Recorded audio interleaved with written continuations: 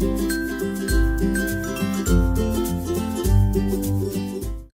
everyone, welcome back to another episode of ABA with Vic. We continue to be here at San Juan Campus Channel, enjoying the scenery and enjoying this beautiful city.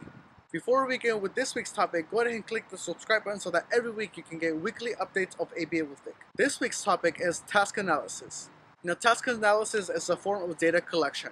Task analysis is actually one of my favorite forms of data collection. The purpose of task analysis is to break down a task into small steps and then teach the individual these steps. In my previous video, we talked a little bit about toothbrushing. Let's take toothbrushing for example. Let's say that you have a student or a child that has a difficult time learning how to brush their teeth. So what you do with task analysis, you actually take each step and break it down. As you break down these steps, you make it into a list. In task analysis, we outline every single step. So if I recall correctly, the steps are getting the toothbrush, opening the faucet, wet the toothbrush, opening the toothpaste, apply toothpaste, close the toothpaste, and then begin brushing your teeth. And now when you're done brushing your teeth, rinse, put everything away, and then you'll be done. So you'll be outlining every single step.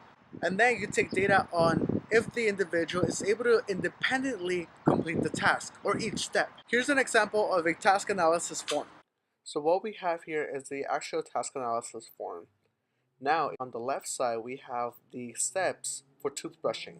So if you're taking data on a student, make sure you write the student's name, the lesson, outline the steps, and also write the percentage of independence that the student is able to complete the task independently. So once again, you can take baseline data so you can see where the student is at. You can begin by probing the skills. You can take the student to brush their teeth and then just take notes or data on where the student is able to do the task independently. So with task analysis, there are three methods of teaching. We have forward chaining, backwards chaining, and then total presentation.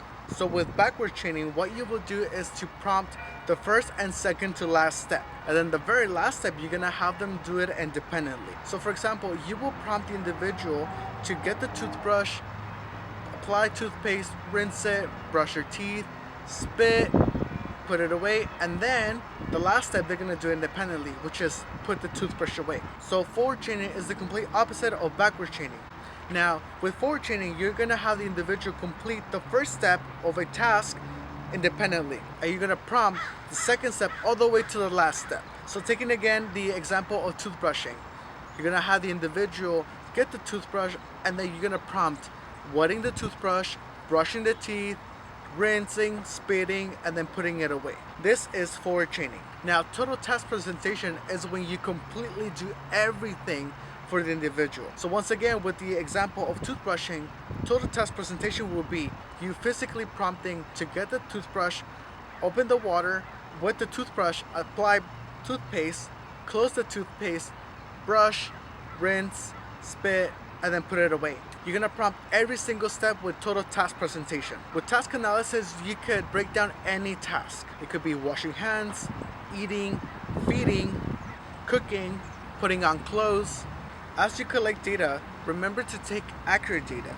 If an individual is succeeding throughout a whole week, and then the following week he's having a difficult time, take the actual data that the student is presenting. And if needed, prompt the individual. By taking accurate data, we will be able to help the individual even more. Once again, if the individual is actually having a good week, and then the following week he forgets the step, then we are able to apply intervention and teach the skill again. If the individual needs prompting, continue to prompt, but also fade your prompting so that the student or the individual is not depending on prompts. If you're at a school setting, talk to your teachers or other educators about how to run task analysis. If you're in a school setting, talk to your teachers or other educators so you can come up with a plan on presenting task analysis. It's important to talk to other members and ask them how they're running the task analysis. Are they using a physical prompt, a verbal prompt, a gesture prompt, or is the individual completing the task independently? Talk about these topics with your educators and families as well. So that will be all for this week. This week we went over task analysis. Task analysis is the breakdown of a task into smaller steps.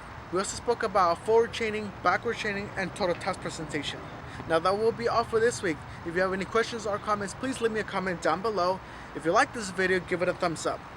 If you have any other questions or comments, please email me at ABAwithVic@gmail.com or tweet me at ABAwithVic.